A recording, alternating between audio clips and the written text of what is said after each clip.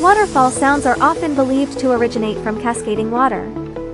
Surprisingly, the main source is not the flowing water itself. The intriguing sound comes from bubbles popping within the waterfall base. These bubbles, formed from trapped air, create distinctive bursts of sound. This revelation changes common assumptions about waterfall acoustics. Research shows bubbles make their signature sound as they burst. This finding highlights the importance of air in producing natural sounds. Understanding nature's acoustics enriches our appreciation of the environment.